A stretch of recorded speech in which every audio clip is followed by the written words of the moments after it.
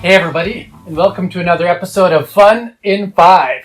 Today's game is Seven Wonders Duel. Now, Duel is a bit different than other board games I've done because this is just a two-player game. And so I'm just going to jump right into it. What's fun about Seven Wonders Duel? And the first thing is that it is a two-player game. Most two-player games are very, very card-based, where you deal out hands and you take tricks and you do certain things. There are other two-player board games, but in my mind, most of the two-player games that I've played are really heavily focused on the cards themselves. Now, this game has cards, but there's a lot more to it than just the cards because you are fighting for battle, you are trying to build your wonders, you are trying to earn tokens, spend money, manage resources, and prepare for the future. And I'll go into some of that stuff, but this is a two-player board game, and to me that's fun that you have a chance to actually unpack this whole thing. It comes in a small box, but there's so much in this box that it really does feel like a board game more than many other two-player games that I've played. And I found that to be fun. I play this with my wife quite often. I usually lose, but with good cause because I don't always go for the right strategy.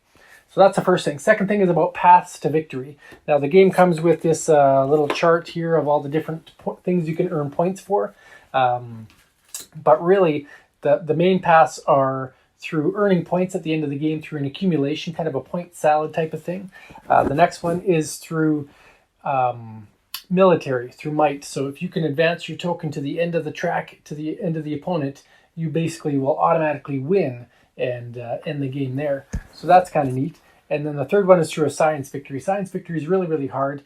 What you have to do is acquire 6 different icons, and as soon as you do from the green cards, you'll win the game. And that sounds easy, but it's actually the hardest way to win the game because it's a very obvious strategy. But I like that there are those 3 different paths to victory. The point salad, sometimes you don't even get to that because of science and military, but you're always trying to balance that act of what do I go for versus what is my opponent going for. So I've enjoyed that. Point number 3 is about semi-public information. So some board games, everything is secret. You hold all the cards in your hand and nobody gets to know what you're up to until you play a card. A lot of games are like that. Some cards are purely public information, like chess or checkers, or some of the more newer board games are like that. This game has a combination of both. So even on the main setup of the board, some cards are visible to everybody and some cards are hidden until you get to that point and then reveal them. With your wonders, they're always public knowledge. And then with what's in your, you don't even have a hand per se. Everything you put on the board is public knowledge. So there's only a couple secret things in the game until you get into expansions, as well as what's going to happen in the next ages. You don't really know until you get to those ages.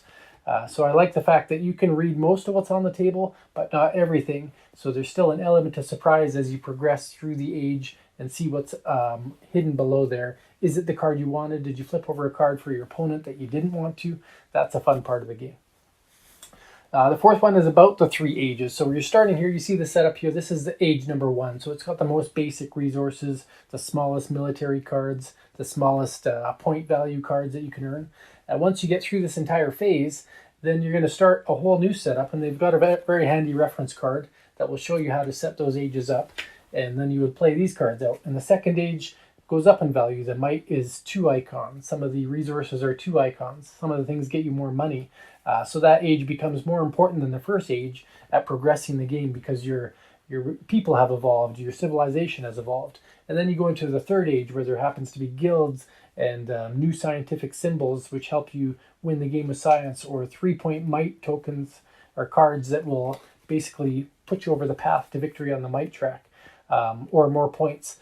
And so those 3 ages you kind of have to plan and prepare for to be able to afford the cards in the third age by building up resources in the first and second age. So there's a lot of forward thinking involved when it comes to playing this game against somebody. So I really love that aspect of it.